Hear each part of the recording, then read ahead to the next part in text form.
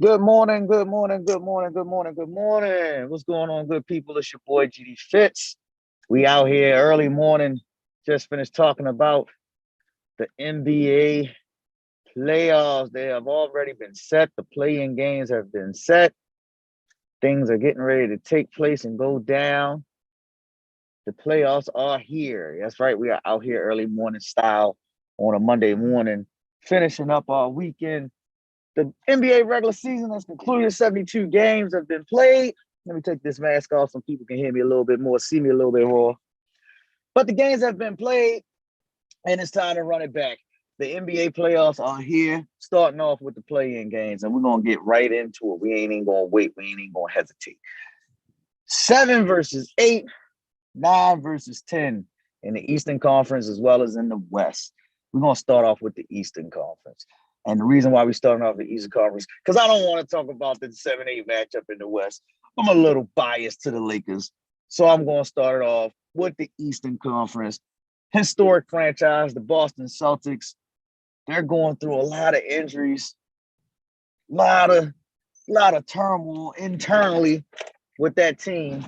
And they're going up against a team that's red hot right now in the Washington Wizards. Yes, the Wizards are rolling. They're playing their best level basketball right now.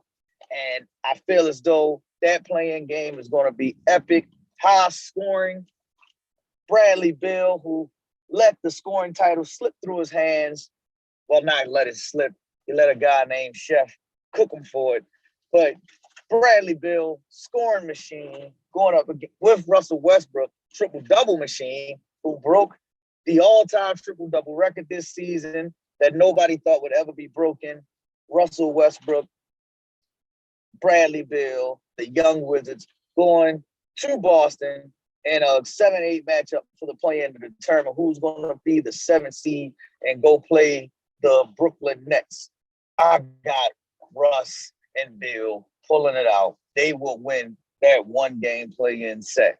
Then the 9-10 matchup. The Pacers, a team that has changed their roster over since last year, completely changed it over, which actually was maybe for the better, the way that they actually did it, which I want to talk about a little bit later.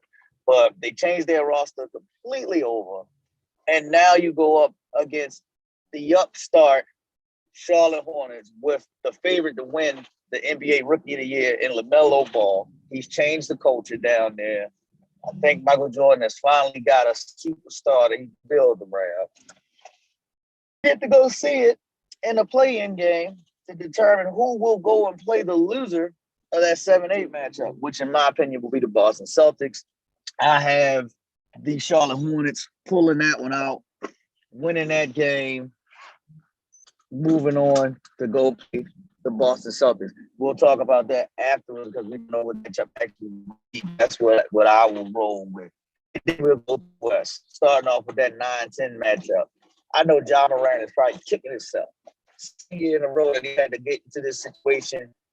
Team was afloat all season. Hold on, maintain, and now you're in a situation where you have to win or go home. And you're playing against Greg Popovich and the San Antonio Spurs. Can they get it done? I don't know. I'm going to be honest. I don't know. I know John's going to do his thing, but I don't know about the rest. Will the others come in and get it done? That's the issue right there for John Morant and what he has to deal with his Grizzlies team. But they do have the home game. So I will say Grizzlies versus the Spurs. I will go with the Grizzlies winning to advance to the potential 8-seed matchup. And they will meet the loser of the Lakers and the Warriors.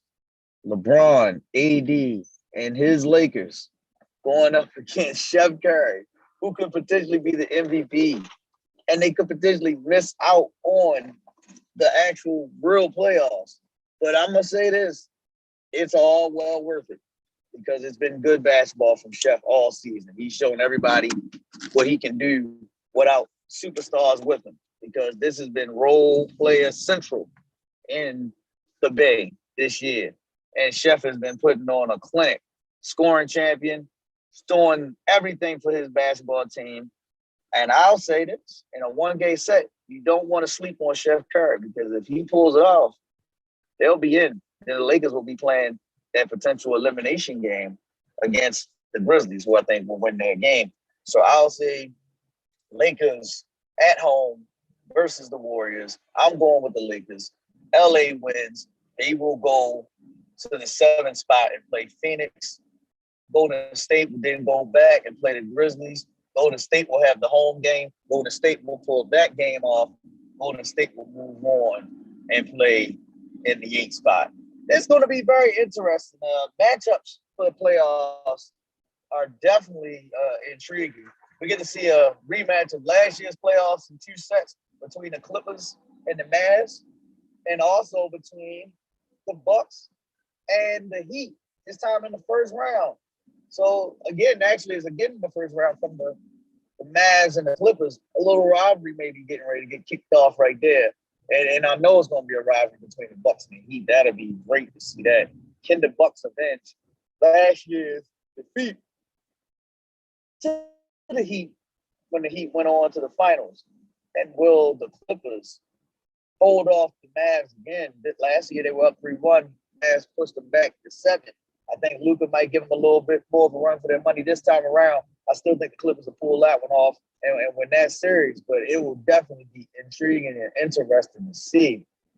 In the 3-6 matchups, and the 3-6 matchup in the West, Denver, they will go up against Portland. These two teams have met before in the playoffs. They've been in the 7-game sets before. Portland beat them the last time they met in the playoffs. How to play out this time around. ACL is Daytime and CJ. Can they muster up some more magic for the Blazers to pull off a victory over top of Nikola Jokic, who should be, in a lot of people's eyes, the MVP of the league this year?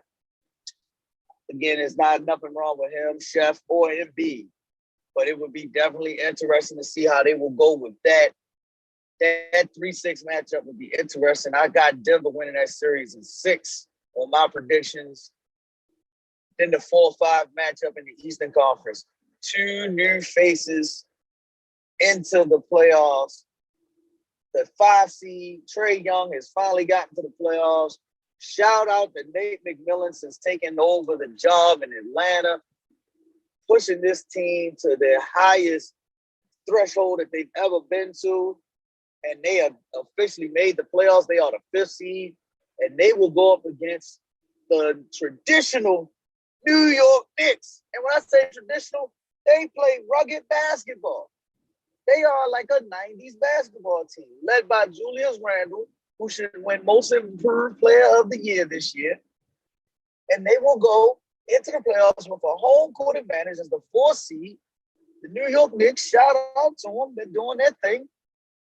And I think they'll win this series in 5 games, maybe 6. But I say the Knicks in 5. New York Knicks will beat the Hawks. Shout out to Tom Thibodeau. Took another team to the playoffs. You got to give kudos to Tom Thibodeau too, man. He's a hard-working coach. He puts his mark on defense. The Knicks were a top 5 team in defense this year in the NBA. This young team is playing well. Derrick Rose is a great leader for that team. Julius Randle was their best player. And it's been a great look for New York basketball. And the Knicks are in the playoffs. That is amazing. New York Knicks are into the playoffs. I got them winning that series in 5, maybe 6 games. But we shall see how it plays out all the way around. I think this playoffs will be very, very entertaining.